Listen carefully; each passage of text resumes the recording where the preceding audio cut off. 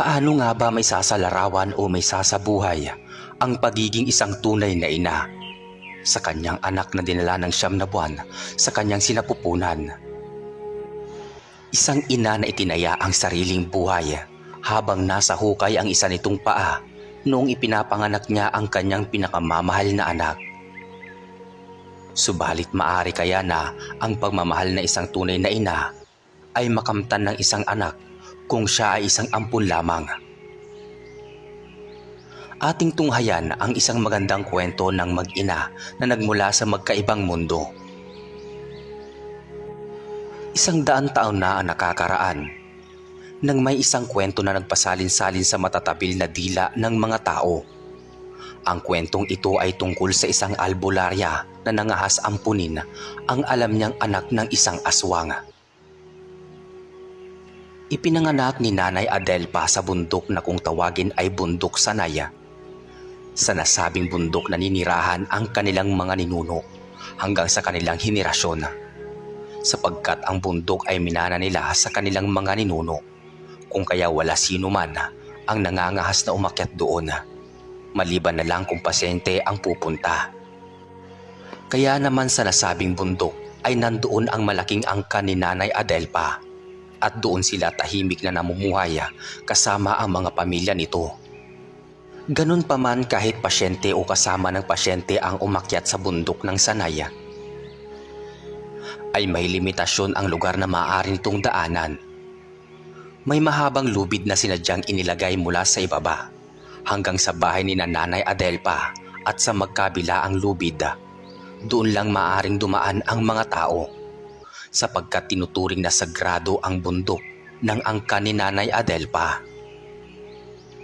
Hindi lang ang bundok Sanaya ang kanilang minana sa mga ninuno nila, sapagkat ang pagiging katangi-tangi nilang kaalaman at husay sa panggagamot ay hindi matatawaran. At ng mga panahong yun, si Nanay Adelpa ang albularya ng kanilang angkan. May sinusunod na patakaran ang kanilang angkan sa pagpili ng susunod na tagapagmana ng pagiging manggagamot. Ang mga panganay ng anak na babae ang maaaring humalili kapag nasa edad na pagriretiro ang isang kamag-anak na albularya. Edad 79 ang hangganan ng pagiging albularya, pagkatapos ay ipapamana ito sa kanyang anak na babae. At kapag nagkataon na wala siyang panganay na anak na babae, ipapasa ang pagpili sa susunod na kapatid ng panganay na albularya. 24 na taong gulang pa lamang si Nanay Adelpa nang maatang sa kanya ang pagiging isang albularya. Siya ang pinakabatang naging albularya sa kanilang angkan, sa dahilang isa sa nalunod sa lumubog na barko ang kanyang tiyahin na siyang albularya noon. Hindi naging madali sa kanya ang biglaang pagsalo ng obligasyon. Hindi man lang siya naturuan ng tiyahin ng mga dapat gawin, kaya puspusan ang kanyang pagkulong sa isang kuweba upang doon ay mapag-aralan niya ng mabuti ang mga dapat niyang matutunan sa tulong ng sagradong aklat na minana pa nila sa kauna-unahan nilang sinaunang henerasyon. Makalipas ang ilang buwang pagsasanay ay lumabas sa kuweba si Lola Adelpa. Ayon sa kanyang mga kapatid ay marami na daw pumunta sa bahay nila para magpagamot sa kanya. Nakaramdam ng sundot ng konsensya si Lola Adelpa, batid niyang maraming nangangailangan ng kanyang tulong. Isang umaga, kakatapos lang magritual ni Lola Adelpa sa paligid ng bundok Sanaya, nagpahinga siya sa kubo kung saan ay pahingahan nila sa tuwing nagagawi isa man sa kanyang angkan sa lugar. Malapit lang ito sa daan na ginawa nila para sa mga pasyente o kamag-anak ng sino mang may sakit na hindi kayang makalakad papunta sa kanila. Namitas siya ng mga gulay sa mga bagay na gumagapang sa kawayan. Naramdaman niyang may ibang tao sa paligid. Hindi nga siya nagkamali. Nakita niyang isang matandang babae. Nakatingin ito sa kanya habang hinihingal-hingal na umaakyat sa bundok. Una nitong hinanap ang pangalan ng kanyang tiya Dolora. Hindi pa marahil nito alam na patay na ang kanyang tiyahing albularya. Sinabi ni Lola Adelpa na patay na ang hinahanap nito. Ngunit sinabi din niya kaagad na siya ang pumalit sa panggagamot. Nagliwanag ang mukha ng matandang babae. Niyaya ito ni Lola Adelpa na maupo muna sa isang malaking bato at doon niya nalaman na may anak daw itong dalaga na nakakaranas ng matinding karamdaman. Tinubuan daw ito ng malaking bukol sa katawan. Hindi daw ito napagaling ng mga doktora. Tinaningan pa daw ang buhay nito na ilang buwan na lang daw ang itatagal nito sa mundo. Dahil doon nagmamadaling sumama si Lola Adelpa. Ayon sa kwento ng matanda ay hindi na kaya pang maglakad ng kanyang anak. Dala ang kanyang mga gamit at kakailanganin sa panggagamot at nagpasama si Lola Adelpa sa isa niyang tiyuhin. Nadatnan niya sa isang bahay ang isang magandang babae. Maputi ito at may magandang mukha. Maganda din ang pangangatawan nito. Hindi na nakapagtataka na marami ang magkakagusto dito. Subalit kapansin-pansin na may iniinda itong sakit. Halata sa reaksyon sa mukha ng babae na ang pangalan ay Michelle. Itinaas ng matandang babae ang damit ng kanyang anak.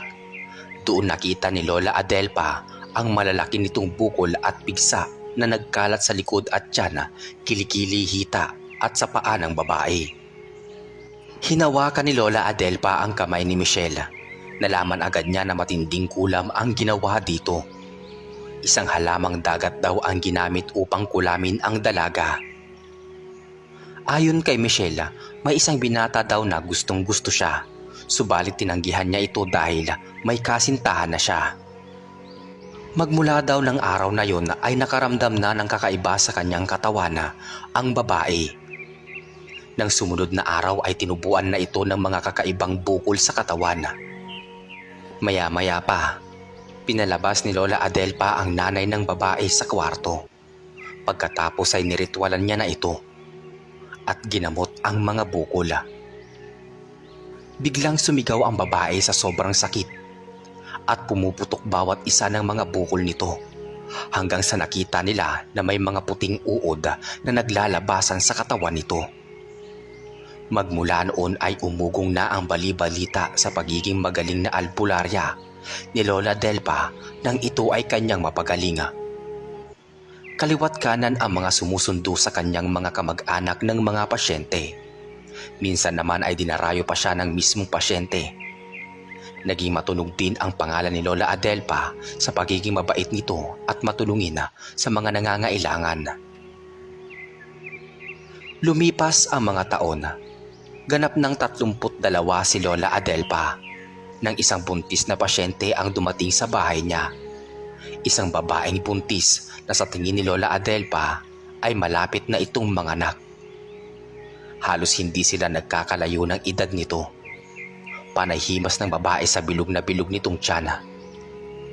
Nag-alala siya kung paanong nakaakyat ito sa bundok sa ganoong kaselan na kalagayan. Tinanong ni Tia ang babae kung ano ang ipapagamot nito. Subalit tahimik lang itong naupo sa di kalayuan sa harapan niya. Kapansin-pansin ang kapayatan nito at pangungulo mata at sinabi ni Tia Adelpa na nagkamali yata ito ng pinuntahan dahil hindi siya komadrona, bagkus sa isa siyang albularya. Subalit nang titigan siya nito, alam ni Tia Adelpa na may mahalaga itong pakay sa kanya.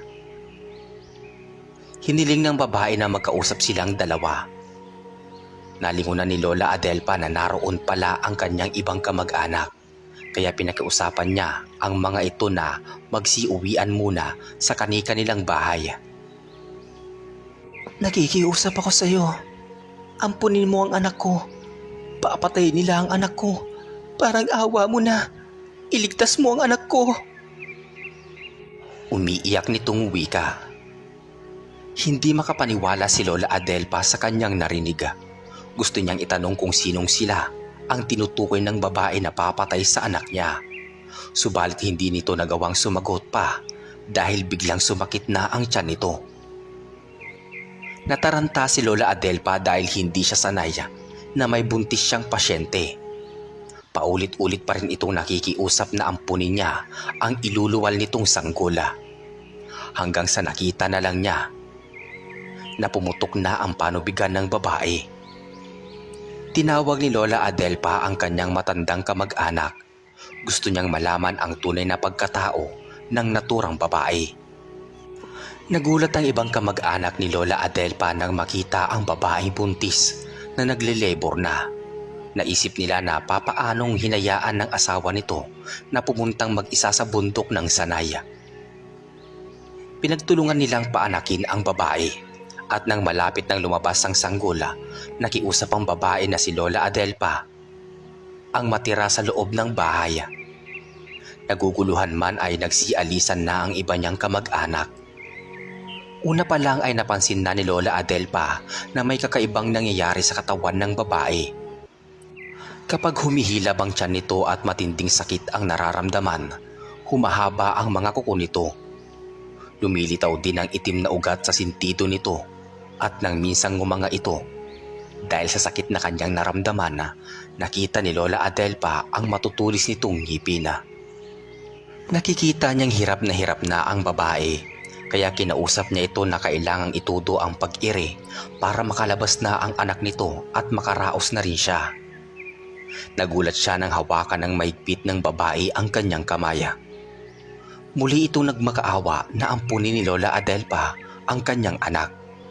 At ang hindi makakalimutan ni Lola Adelpa nang sabihin nito na sana daw ay ingatan at tanggapin din ng buo ang pagkatao ng kanyang anak. Tumango si Lola Adelpa. Naisip ni Lola Adelpa na kung ang pagpayag niya ang paraan para tulungan ang babae upang ito ay makaraos, ay agad siyang tumango ng 2 ulit. Ngumiti ng matamis ang babae. Pagkatapos ay umiri ito ng malakas at hindi nagtagal, lumabas na ang sanggol. Kumabog ang dibdib ni Lola Adelpa nang makita ang sanggol. Subalit napaatras siya nang makita niyang biglang humaba at tumulis ang mga kuko nito sa kamaya. Sa lakas ng pag-iyak ng sanggol ay tumirik ang mga mata nito at nagkulay puti. Pilit na inaabot ng babae ang kanyang anak. Hinawakan ang maamo nitong muka pagkatapos ay iniabot ang maliit nitong kamay na may mahabang kuko. Dinala ang kamay sa labi at nakangiti nitong hinalikan ang palad ng kanyang anak. Nabigla si Lola Adelpa nang biglang nalagutan ng hininga ang babae. Umiyak ng malakas ang sanggol nang narinig ni Lola Adelpa na may mga yabag na papalapit. Sumigaw siya na wag munang papasok kahit na sino. Litong-lito siya sa susunod niyang gagawin na. Lalo pa siyang nawindang nang unti-unting naglaho ang katawan ng babae. Ilang sandali pa ay patuloy na pumapalahaw ng iyak ang sanggol nito na parang ramdam nito ang pagpanaw ng kanyang ina. At sa isang kisap mata, may biglang bumagsak mula sa taas, isang patay na uwak. Natakot si Lola Adelpa kaya kahit kinakabahan ay dahan-dahan niyang binuhat ang sanggol. Hinihili-hili niya ito, tumigil at agad namang tumigil sa pag-iyak. Ilang sandali pa ang lumipas, nakita ni Lola Adelpa na may himbing na itong natutulog. Parang may kung anong humaplos sa puso ni Lola Adelpa. Hindi niya alam kung dahil ba sa naawa siya sa sanggol sa pagkawala ng ina nito o dahil tila nararamdaman niya na napapamahal na agad ito sa kanya. Ibinilin sa kanya ng babae ang anak nito. Ibig sabihin magmula ng mga sandaling yon ay siya na ang ina nito. Dinala niya ang sanggol sa kanyang kwarto. Nakita niyang maraming kamag-anak niya ang naghihintay sa labas ng kwarto kung saan ay nanganak ang babae. Dahan-dahan niyang nilapag ang sanggol sa katre. Naglapitan ang mga kamag-anak niya at tuwang-tuwa sa napakagandang sanggol na nasa kanilang harapan. Magkakaiba ang naging opinyon ng kanyang mga kamag-anak tungkol sa pag-ampun niya sa bata. Kahit pa na dinig nila na mismong galing sa bibig ng babae na pinapaampo nito ang anak kay Lola Adelpa.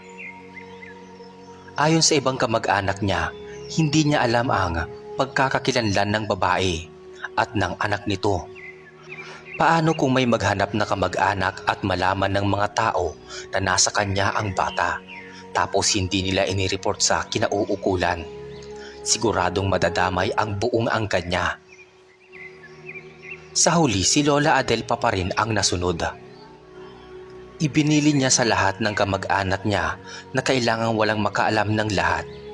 Palalabasin nila na anak niya ang bata, na kahit sino pa ang pumunta at magtanong, walang dapat makaalam na may isang buntis na babae ang nanganak sa kanila at namatay. Sa mga unang gabi ng sanggol ay pansin ni Lola Adelpa ang pagiging kakaiba nito. Ayaw nitong dumede sa bote. Panay iyak nito na para bang gutom na gutom. Hindi na niya alam ang kanyang gagawin. Kaya para lang malibang ang anak, ay inilipat niya dito ang kanyang alagang pusa. Subalit biglang nag-umalpas ang pusa nang matitigan nito ang mga mata ng sanggol. Nahulog sa malalim na pag-iisip si Lola Adelpa. May kutob na siya na kung ano ang pagkatao ng ina nito at ng bata. Gusto lang niya itong makumpirma sa sarili niyang mga mata. Lumipas ang mga araw. Tuwang-tuwa si Lola Adelpa sa kanyang anak na pinangalanan niyang Guada. 3 buwan na ito subalit mas malaki sa edad nito. Malaking pulas ang bata at napakaganda. Batid ni Lola Adelpa na palihim siyang pinag-uusapan ng kanyang mga kamag-anak. Nararamdaman niya yun sa tuwing ilalabas niya sa umaga si Guada para paarawan. Subalit wala siyang dapat ikatakot dahil wala naman siyang ginagawang masama. 1 taon na ang lumipas. Malaki na si Guada. Madaldal ito at bungisngis. Kinakaaliwan siya ng angkan. Isang gabi kabilugan ng buwan noon, nakalimutang isarado ni Lola Adelpa ang bintana sa kanilang kwarto. Naiwan niya sa duyan habang natutulog ang anak na si Guada. Pumunta muna siya sa kusina para magluto. Nagugutom na siya. Panay pakarga ni Guada kaya halos wala siyang panahon sa pagluluto ng kanyang pagkain. Patapos na siya sa paggagayat ng gulay nang makarinig siya ng malakas na kalabog. Nataranta bigla si Lola Adelpa. Naisip agad niya ang anak kaya nagmamadali na siyang pumunta sa kwarto nila ni Guada. Kakabukas lang ni Lola Adelpa ng pintuan sa kwarto nila nang bigla ding siyang napatras. Kitang-kita niya na nilalantakan ng kanyang 2 taong gulang na anak ang isang daga. Napalingon ito sa kanya at ngumiti. Napakawalang muwang nito kung titignan, ngunit sa kabila ng maamong mukha na yon ay hindi akalain ni Lola Adelpa na totoo nga ang kanyang kutoba sa kanyang ampon. Isa itong aswang. Halos malamog ang buong katawan ng daga sa mahaba nitong kuko na bumabaon sa katawan ng kawawang daga. Sarap na sarap nitong ginangat-ngat ang laman loob ng daga at hindi na napigilan ni Lola Adelpa ang masuka. Magkahalong pagkadismaya, pandidiri ang kanyang naramdaman ng mga sandaling yun. Umiyak siya ng umiyak. Paano matatanggap ng ang kanya ang pagkakaroon niya ng ampon na isang aswang? Tiyak na mapapahamak ang kanyang anak sa oras na matuklasan ng mga kaanak niya na si Guada ay isang malaking banta sa kanilang lugar. Napaluhod si Lola Adelpa sa harap ng anak habang umiiyak. Subalit nagulat siya nang marinig niya ang salitang "Mama". Nanlaki ang mga mata ni Lola Adelpa. Nakakapagsalita na si Guada at siya naman ang una nitong tinawag.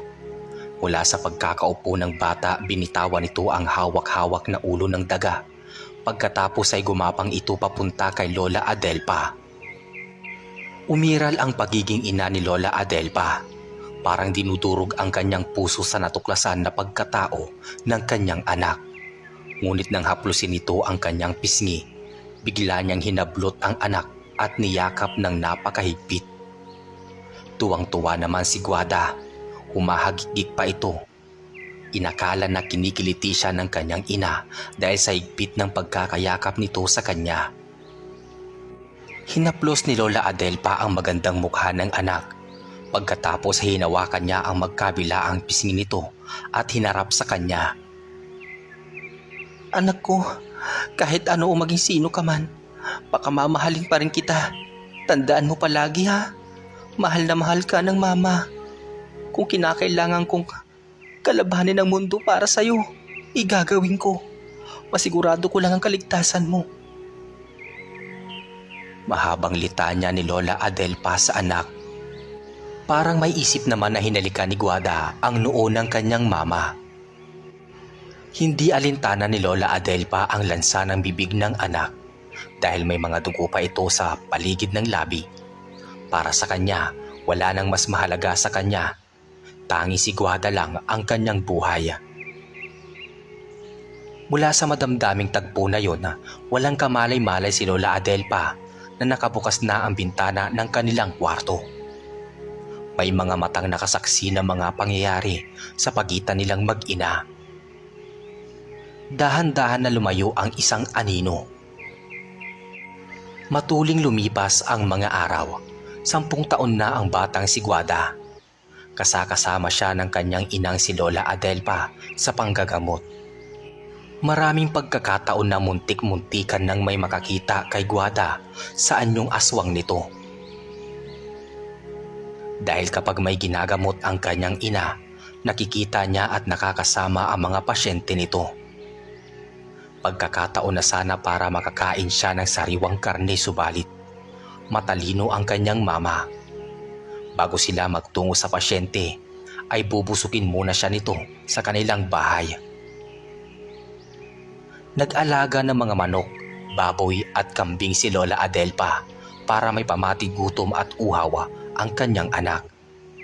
Ginawa niya lahat yun para walang mapirwisyong ibang tao ang kanyang anak. Batid din niya na labis nang nagtataka ang kanyang angkan sa pag-aalaga ng mga hayop na dati ay hindi naman niya ginagawa. Naalala pa ni Lola Adelpa, minsan napasyal sa kanila ang kanyang kapatid na si Ronaldo. Noong una ay nangangamusta lang ito sa kanilang mag-ina, subalit nung huli ay kinausap siya nito. Ate Adelpa, huwag mo sanang mamasamay ng tatanong ko sa'yo. Sa dinami-dami ng mga alaga mong hayop, di minsan wala namang kaming nakitang bumili sa'yo. Pero bakit nababawasan ito araw-araw?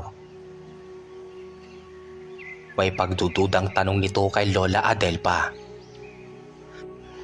Nakatingin din ito kay Guada na noon ay abala sa paglilinis ng mga kaldero. Inaasahan na ni Lola Adelpa ang mga ganong klase ng katanungan mula sa kanyang mga kamag-anak. Subalit nakahanda na siyang sagutin ang mga ito. Ronaldo, kapatid, pabayaan na ninyo kami mag-ina. Ipaubayan na lang ninyo sa akin ang aking anak hanggat wala namang ginagawang masama si Guada. Hinihiling ko sana sa inyo na ito na ang una at huling tatanungin ninyo ang mga ganyang bagay sa akin. Napailing si Ronaldo sa sagot ng kanyang panganay na kapatid. Ipinabatid niya ito sa buong angkan nila. Napagkasunduan nila na hayaan na ang mag-ina, subalit kailangan pa rin bantayan ang kakaibang kilos ng anak-anakan nitong si Guada. Matuling lumipas ang mga araw. 15 anyos na si Guada at masasabi ng lahat na napakaganda nitong dalagita. Mga sul-ngasol ang mga mata nito, matangos ang ilong at may mapupulang labi na bumabagay sa hugis puso nitong muka. Hindi may kakaila na maraming binatilyo at binata ang nagkakagusto kay Guada. Kapag kasama ito ni Lola Adelpa, palagi itong pinupuri ng mga tao. Alam na ni Lola Adelpa na palihim siyang pinag-uusapan ng mga tao. Dahil noong unang pagkakataon na ibinalita niyang anak niya si Guada, iniisip ng mga tao na isa siyang disgrasya. Kapag tinatanong naman si Lola Adelpa kung nasaan ang ama ni Guada, kaagad niyang sasagutin ng pabiro na nasa saya na ng nanay niya. Magtatawanan naman ang mga tao sa paligid niya.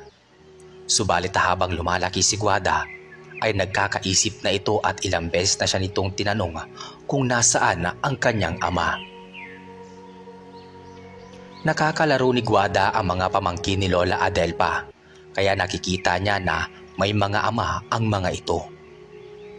Lihim na nasasaktan si Lola Adelpa sa tuwing nakikita ang anak-anakan na nasasabik sa isang ama. Pinapayuhan siya ng kanyang mga kapatid na sabihin na kay Guada ang katotohanan, ngunit tumatanggi si Lola Adelpa.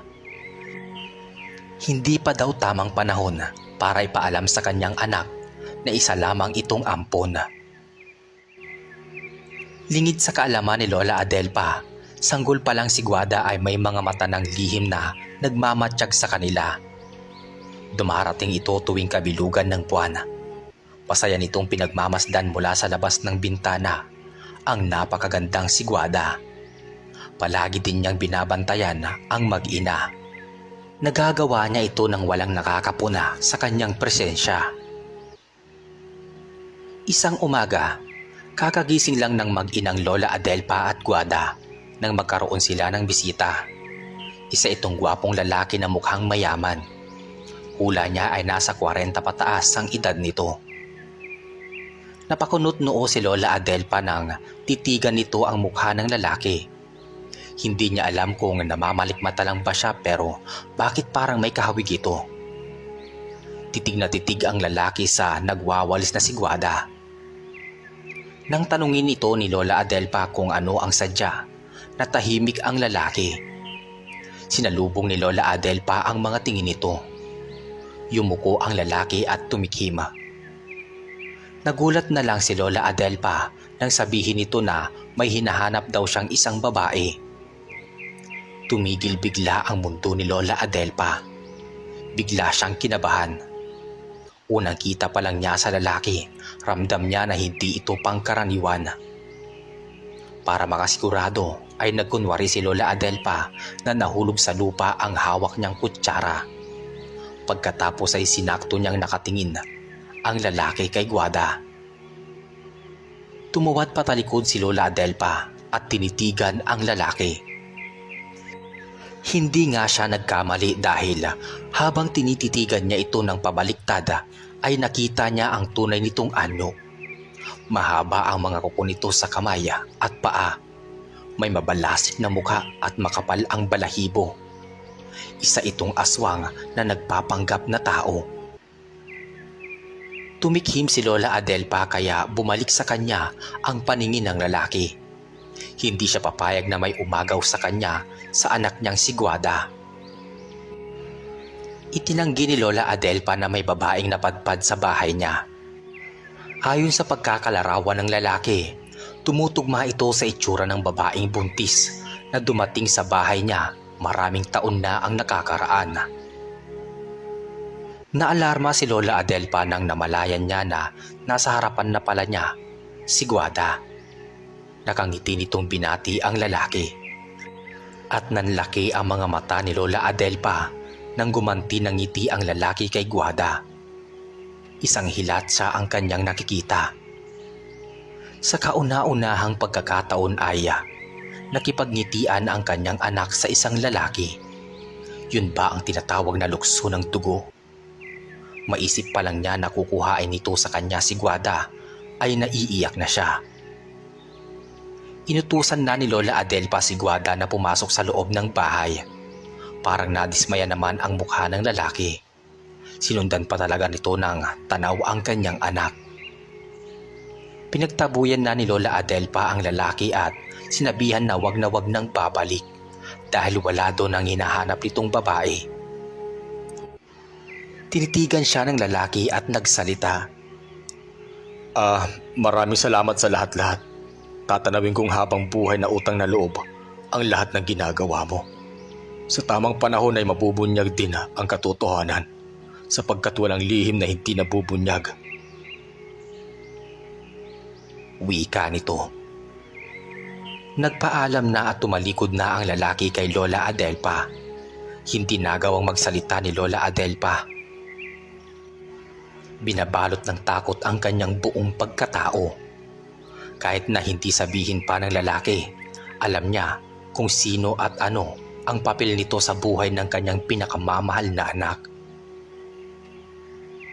Samantala, sa kusina kung nasaan si Guada, hindi niya mapigilan ang sarili na silipin sa butas ang bisita ng kanyang mama Adelpa. Bakit ganon ang pakiramdam niya nang makita ang lalaki? Naguguluhan siya kaya tinuon na lang niya ang pag-iisip sa kanyang niluluto.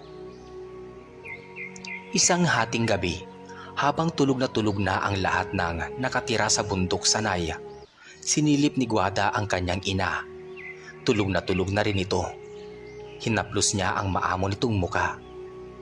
Napansin niya ang pagkunot ng noo nito. Dama niya na maraming iniisip ang kanyang ina. Nilapitan niya ito at masuyong hinalikan sa noo. Mahal na mahal niya ang kanyang mama Adelpa. Alam niya sa sarili niya na iba ang pagkatao niya kumpara sa lahat ng taong nakatira sa bundok. Ni minsan, buhat nang nagkaisip siya, ay hindi pa niya nakakasalong kumain ang kanyang mama dahil ibang pagkain ang kanyang paboritong kainin. Sa kabila ng lahat ng yun ay tinanggap siya at sinuportahan ng kanyang mama Adelpa. Maraming pagkakataon na rin na muntik-muntika na siyang mahuhuli ng ibang kamag-anak nila sa pagiging aswang niya. Subalit palagi siyang napagtatakpan ng kanyang ina. Isinumpa niya sa kanyang sarili na pakamamahalin niya ang kanyang mama Adelpa.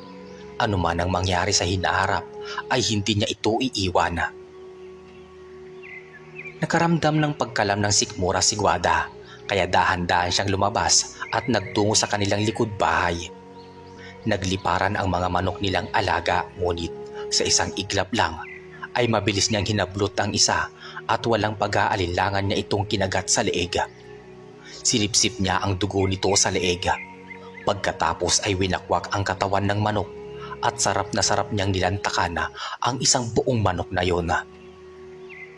Wala siyang kamalay-malay na sa isang sulok ng likod bahay ay may isang nilalang na nagtatago habang masaya siyang pinapanood nito. Kinabukasan alas 7 ng umaga ay may pasyenteng dumating. Isang matandang babae at isang lalaki na ang edad ay nasa 20 lang. Namamaga ang kamay nito. 2 linggo na raw nitong iniinda ang sobrang sakit ng kamay.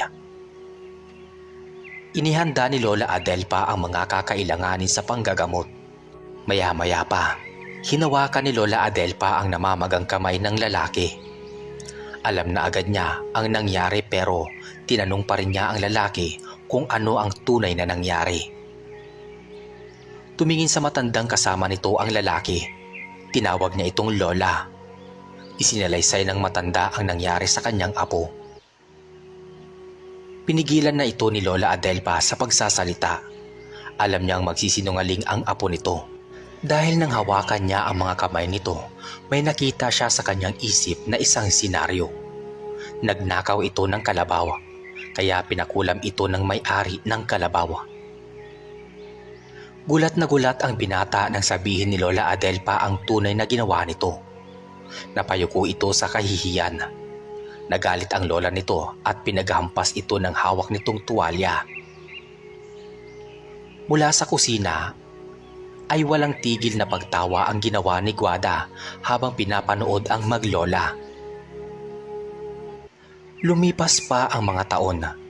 Ilang araw na lang ang hinihintay ng mag-inang Lola Adelpa at Guada.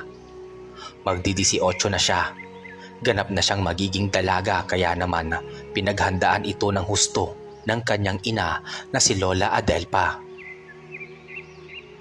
Kapansin-pansin ang pagiging matamlay ni Lola Adelpa. Yun na kasi ang hinihintay niyang pagkakataon. Sa araw ng pagiging ganap na dalaga ni Guada ay sasabihin niya na dito ang katotohanan. Sumapit na ang araw ng 18 taong gulang ni Guada. Madaling araw pa lang ay nagpakatay na ng 3 baboy, 10 manok at 1 kambing si Lola Adelpa. Lahat lang ng kamag-anak nila ay nagboluntaryo na tumulong sa paghahanda. Kumuha ang mga kalalakihan ng mga kawayan at dahon ng nyug. Gumawa sila ng malaking pwesto para doon idaos ang kaarawan ni Guada. Naging abala ang maghapon ang lahat ng kamag-anak ni Lola Adelpa.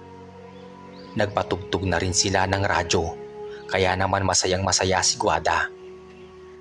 Kahit minsan ay parang iniiwasan siya ng iba nilang kamag-anak, ni minsan ay wala siyang narinig na masama sa mga to, kung kaya napamahal na sa kanya ang buong angkan. Kinagabihan suot ang napakagandang pulang gown. Umiiyak na pinagmamasdan ni Lola Adelpa ang napakaganda niyang anak. Nagniningning ang mga mata nitong kulay asul. Nilapitan siya at niyakap ni Guada nang makita siyang umiiyak. "Mama, huwag ka na pong umiyak. Magdidibo pa lang po ako at hindi pa ikakasal." Pagbibiro ng dalaga sa kanyang ina. Mula sa nakabukas na bintana ng kanilang kwarto ay napatingin sa labas ang dalaga. Napahinto siya sa paghakbang, parang may nakita siyang isang nilalang na nakatayo malapit sa bintana. Agad naman siyang napuna ng kanyang inang si Lola Adelpa. "Bakit anak, may problema ba?" tanong ni Lola Adelpa. Ngumiti si Guada at umiling. Ayaw niyang mag-alala pa ang kanyang mama. Pero sa isip-isip niya, alam niyang may ibang tao sa labas ng kwarto nila. Parang piyesta ang buong bakuran ni na Adelpa. Halos isang baryo ang dami ng kamag-anak nila. Nag-umpisa na ang inihanda nilang programa para kay Guada. Nagpalakpakan ang lahat ng mag-umpisa ng maglakad papunta sa gitna ng ginawa nilang entablado, ang dalagang si Guada. Madamdamin ang pahayag nito sa lahat ng kamag-anak nila. Puno ng pasasalamat para sa lahat, sa pagiging mabuti ng mga ito sa kanya. Nag-iyakan na ang lahat nang pasalamatan nito ang kanyang mama Adelpa. Damang-dama ng lahat ang pagmamahal ni Guada para sa kinagisnang ina. Mas malakas na palakpakan ang narinig nila nang pumagitna naman at nagbigay ng mensahe si Lola Adelpa. Bumaha ng luha ang lahat. Pinasalamatan din ito ang lahat ng kamag-anak nila. Nang humagulgul bigla si Lola Adelpa, alam na nila ang susunod nitong sasabihin. Naging alerto ang lahat at nakinig ng mabuti kay Lola Adelpa. Tinignan muna nito ang punong-puno ng pagmamahal na si Guada. Bago nagpatuloy sa pagsasalita, umiiyak na naupo malapit sa kanyang mama si Guada. "Bago ang lahat, maligayang kaarawan sa iyo, pinakamamahal kong anak. Guada, matagal kong inilihim sa iyo ang katotohanan. Subalit ito na ang katapusan ng isang lihim na matagal kong iniingatan. Na malaman mo. Sapagkat alam kong may tamang panahon para dito. At ito na ang tamang panahon na yon. Alam ng buong angkan natin ang sikreto na to. Patawad anak. At ikaw lang ang hindi nakakaalam. Dahil ayoko masaktan ka. Ngunit sa araw na ito, ang katotohanan ito ang pinakamagandang regalo ko para sa iyo. Patawad anak, pero karapatan mong malaman na isa kang ampon." Wika ni Lola Adelpa. Natulala si Guada sa kinauupuan nito. Hindi nito magawang umiyak. Alam naman niya na kakaiba siya at maraming beses na rin niyang naisip ang bagay na yun. Pero totoo pala talaga. Napakasakit ng katotohanan yun na sinabi ng kanyang ina. Dahan-dahan siyang tumayo at naglakad papunta sa gitna ng malawak na espasyo. Nagkatinginan ang lahat ng mga kamag-anak nila. Panaiyak pa rin ng kanyang mama Adelpa. Gusto siya nitong lapitan ngunit sinenyasan niya ito na manatili sa kinatatayuan. Tumayo siya sa gitna kung saan ay nakikita siya ng lahat ng kamag-anak nila. Kinakabahan ang lahat ng naroon hanggang sa mula sa pagkakatayo ay unti-unting nagbago ang anyo ni Guada. Mula sa isang pagiging magandang dalaga ay nagkaroon ito ng makapal na balahibo sa kamay at mukha. Humaba din ang kuko nito at nang umatungal at lumabas ang matatalim nitong ngipin kasabay ng paglabas ng mahaba nitong dila. Nagsigawan ang lahat ng naroon sa matinding takot, ngunit nagsalita ulit si Guada at humarap sa kanyang mga kamag-anak. Ako man po ay may sikreto sa inyo at ito na yun. Patawarin po ninyo ako. Umiiyak na wika ni Guada sa mga kamag-anak nila. Dahan-dahan nitong umarap sa kanyang mama Adelpa. Mama, alam ko po na alam mo ang tunay kong pagkatao pero mas pinili mo pa rin akong mahalin at ituring na tunay na anak sa kabila ng pagiging aswang ko. Mahal na mahal po kita, Mama, at handa kong ialay ang aking buhay para sa iyo. Bumaha ng luha sa pagitan ng mag-ina. Nilapitan ni Lola Adelpa ang anak na nasa anyong aswang at niyakap ng mahigpit.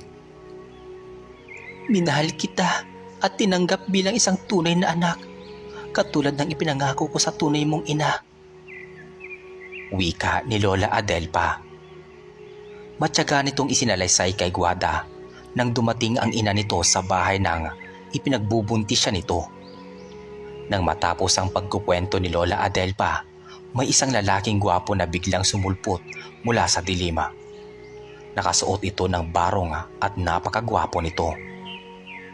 Biglang kumabog ang dibdib ng aswang na si Guada. Naalala niya ang lalaki na minsan nilang naging bisita noon. Mula sa pagiging gwapo ay nagpalit ito ng anyo. Nagsigawan ang lahat ng kamag-anak nila sa takot. Tulad ni Guada ay naging aswang din ito. Maligayang kaarawan, anak. Patawad, mula ng sanggol ka ay binabantay na kita. Kayo mag-ina. Patawad, ngayon lang ako nagpakilala dahil natatakot akong ilayo ka sa akin ng iyong ina. Ang napayapa mong ina ay isang tao. Nagmahalan kami ngunit mahigpit na ipinagbabawal sa angkan namin ang umibig sa isang tao. Kaya nang malaman ng mga magulang ko na ako ay nakipagrelasyon sa mama mo, ay isinumpa nila ito na mamamatay sa oras na ipanganak ka. Niyakap ng mahigpit ni Guada ang kanyang ama. Noon pa man ay ramdam na niya na may ibang nilalang sa paligid niya. Maraming pagkakataon na nagugutom siya noong maliit pa siya. Nang mga panahon na yon, bigla na lang may naghahagis ng patay na daga, patay na manok sa kanyang harapan. Naiintindihan na niya na binibigyan pala siya ng pagkain ng kanyang ama. Nagpasalamat ang ama ni Guada sa angkan ni Lola Adelpa at higit sa lahat kay Lola Adelpa sa di matatawarang pagmamahal nito sa kanyang anak na si Guada. Bilang ganti, may iniwan itong isang maliit na kahon. Regalo at pasasalamat daw niya sa pagmamahal sa kanyang anak. Matagal daw siyang mawawala pero babalik siya kapag kailangan siya ng kanyang anak na si Guada.